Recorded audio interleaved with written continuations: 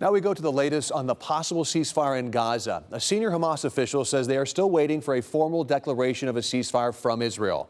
The two sides have agreed on the first phase of a plan, calling for the removal of Israeli troops, delivery of aid to Gaza, and the release of Palestinian prisoners and Israeli hostages.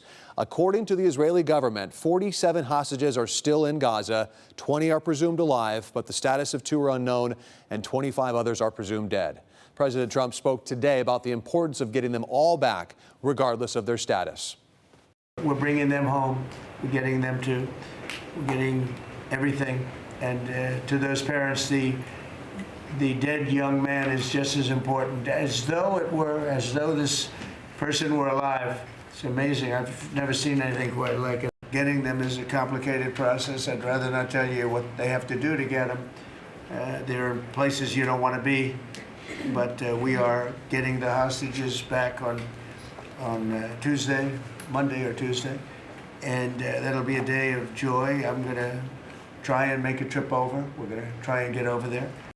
And joining me now is former soldier and diplomat, former Michigan House Majority Leader and retired U.S. Army Colonel Raczkowski. He's also awarded the Bronze Star Medal for his actions during combat in the global war on terror. Thank you so much for joining us tonight, Colonel. Thanks we really appreciate your expertise, your service, and your insight. Okay, key issues are still unresolved here, including the withdrawal of troops and everything else that's going on that the president just mentioned. Where are we exactly in the process, and what would you say is the most challenging phase? So the president initially laid out 20 points.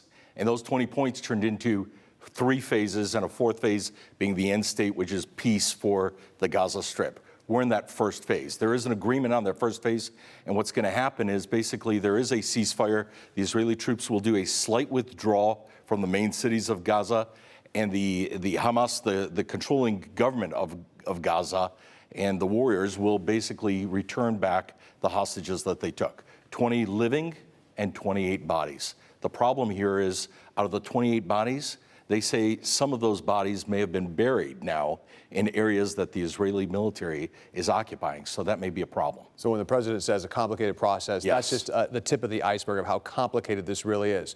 Okay, Colonel, based on your military experience, your diplomatic experience, do you think that we're going to have some lasting peace from this ceasefire agreement, given the history of Gaza and those deals that have just gone south so many times? Listen, I'm ecstatic about phase 1, the fact that the hostage will be freed and that there will be a ceasefire and some aid will get into Gaza to feed the people.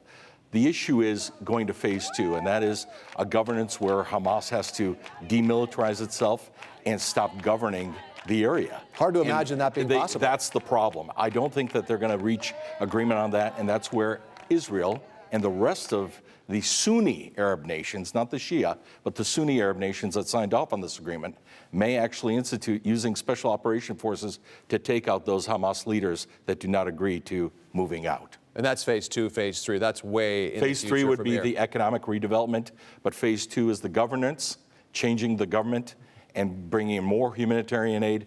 Phase 3 is economic redevelopment of Gaza, like President Trump has talked about. And phase 4 is the end state of having final peace. And then for right now, the humanitarian crisis that's been going on in Gaza, the tens of thousands that have died, how, while we're brokering this deal, do we manage the humanitarian side with the other side of this as well, the political side? Yeah, well, you're seeing civil military operations of the IDF, the Israeli Defense Forces, bringing in food, as well as international organizations bringing in food as the Israeli forces take a defensive position outside of the main cities. We're going to have to see how this plays out in the short term and in the long term. Right now, it's time to celebrate the potential freeing of these hostages. All right. Retired U.S. Army Colonel Raczkowski, thank you so much for your insight and your service. Great to be on. We appreciate it. Karen, back to you.